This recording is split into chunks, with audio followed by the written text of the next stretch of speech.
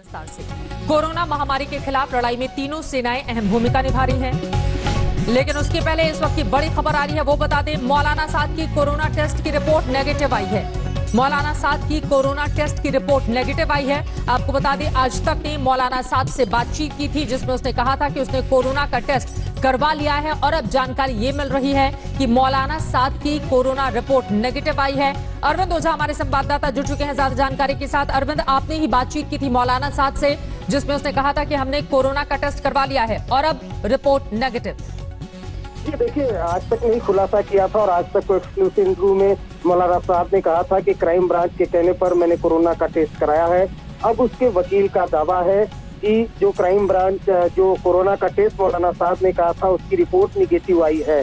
हालांकि ये जो रिपोर्ट है ये अभी क्राइम ब्रांच को सौंपी जानी है और क्राइम ब्रांच उसके बाद ये तय करेगी कि आगे क्या करना है। लेकिन कहीं ना कहीं जो एक क्राइम ब्रांच का जिस तरह से वकील का दावा है कि जो कोरोना का टेस्ट निगेटिव है, तो अब क्राइम ब्रांच का रास्ता साफ हो चुका है। मौलाना साहब से अब आगे की पूछताछ की जा सकती है, क्योंकि जो क्राइम ब्रांच है उनके जो सीनियर ऑफिशियल है उनको इस बात का कुछ बात की आशंका थी कि कोरोना का जब टेस्ट रिपोर्ट क्राइम ब्रांच को सौंपा जाएगा उसी के बाद पूछताछ होगी। तो एक पूछताछ का रास्ता अब जो मौलाना साहब से है वो कहीं ना कहीं साफ होता दिख रहा है।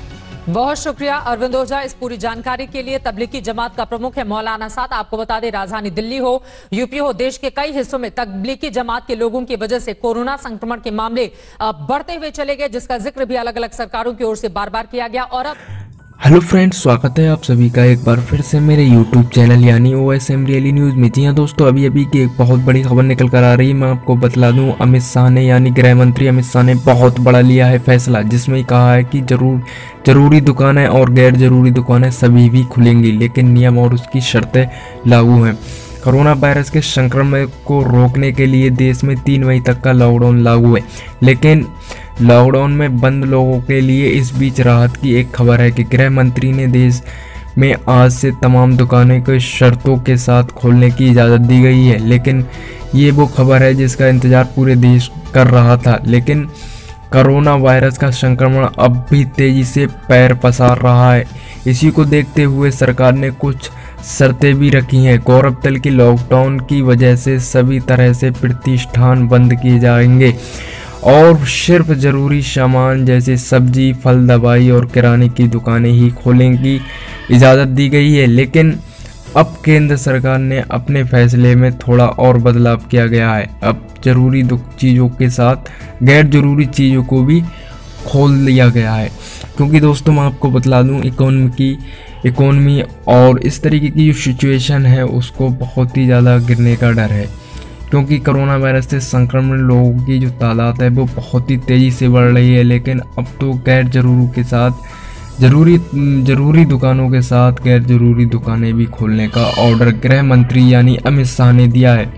इस न्यूज़ को मद्देनज़र रखते हुए आपको ये सोचना चाहिए कि जो भारत के होम मिनिस्टर यानी गृह मंत्रालय की तरफ से जारी आदेश के मुताबिक केंद्र सरकार ने आवासीय कॉलोनियों के समीप बनी दुकानें और स्टैंड अलोन दुकानों को खोलने की इजाज़त दी गई है, और जो कि नगरपालिका और नगर निगम की सीमा के भीतर आती हैं।